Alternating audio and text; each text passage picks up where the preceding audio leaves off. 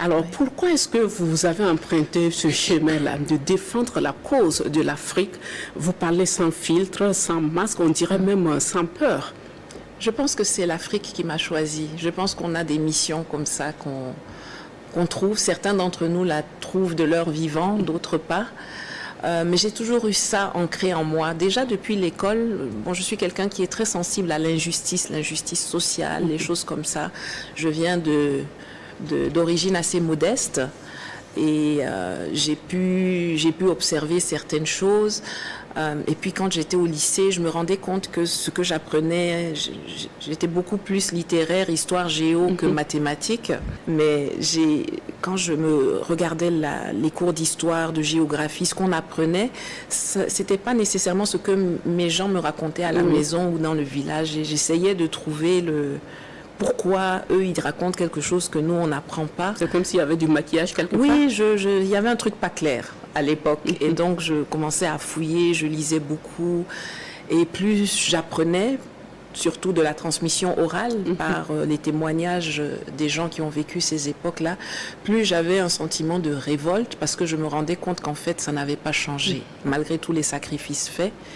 Et donc, vous savez, quand à un moment, vos ambitions et vos rêves pour l'Afrique sont tellement grands, ils annihilent la peur.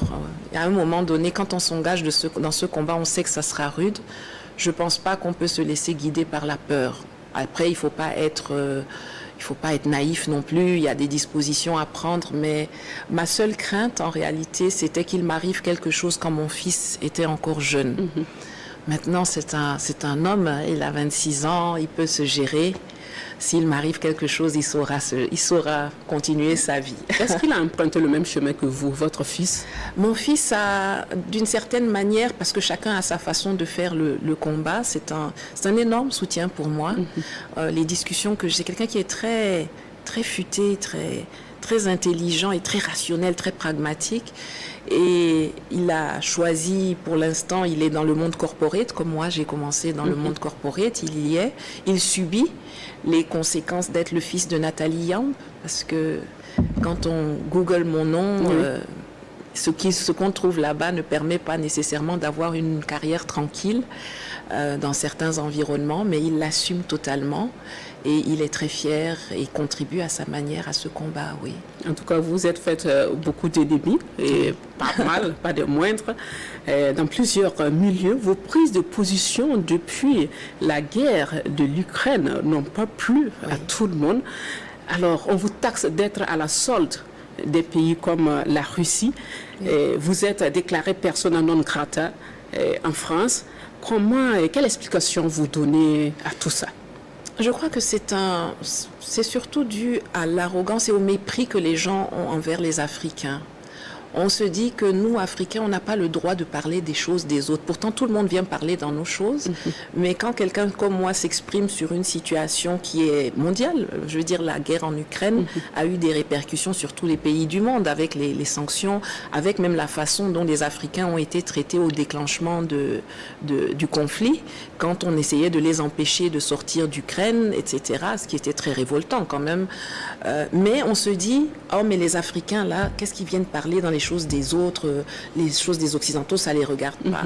Eh bien, moi, je revendique le fait que l'on parle de tout. De la même façon que tout le monde se permet de parler chez nous, pour nous, en notre place, moi aussi, je me permets d'avoir des opinions et de les exprimer.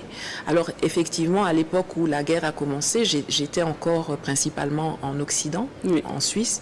Et donc, c'était pas le fait de rappeler la vérité historique était vu comme quelque chose, oui, mais tu soutiens la Russie, mais non, mais je soutiens l'histoire. L'histoire nous apprend des choses, les faits nous apprennent des choses. Maintenant, si vous essayez de les tourner, alors on dit, oui, mais elle a le même narratif que les Russes, mais j'ai le même narratif que tous ceux qui ont appris l'histoire. On nous a appris que c'est l'Union soviétique qui gagné les guerres. guerre, oui. C'est eux qui ont eu 27 millions de morts pendant ce truc-là. Et subitement, en 2022, on doit dire que non, mais c'est pas le cas. Bon, moi, je suis pas comme ça. Vous vous exprimez sans filtre, sans ambiguïté. Oui. Vous tirez à boulet rouge sur l'impérialisme, un narratif qui parle aux Africains. Alors, vous défendez dans vos combats la cause de l'Afrique, la souveraineté. Est-ce qu'aujourd'hui, vous percevez des signes qui tendent à indiquer que le bout du tunnel est proche? En tout cas, je pense qu'on est dans le tunnel et qu'on avance. Et c'est la seule chose qu'on peut faire. On ne peut pas reculer. Et effectivement, je trouve que je suis bénie de pouvoir observer comment le combat prend de l'ampleur et qu'il y ait des gens, notamment ici au Burkina, au Mali et au Niger à côté, qui ont pris leurs responsabilités et qui concrétisent ce que nous prêchons depuis plus d'une vingtaine d'années. Aujourd'hui, on se rend compte que les consciences s'éveillent grâce à Internet, grâce à la télévision. Ici, les messages se diffusent. Les gens commencent à construire un esprit critique. Et le fait d'avoir en responsabilité des gens qui sont patriotes et qui posent des mesures, qui sont en train de couper une à une les chaînes, les chaînes invisibles, qui nous retiennent dans un giron spoliateur.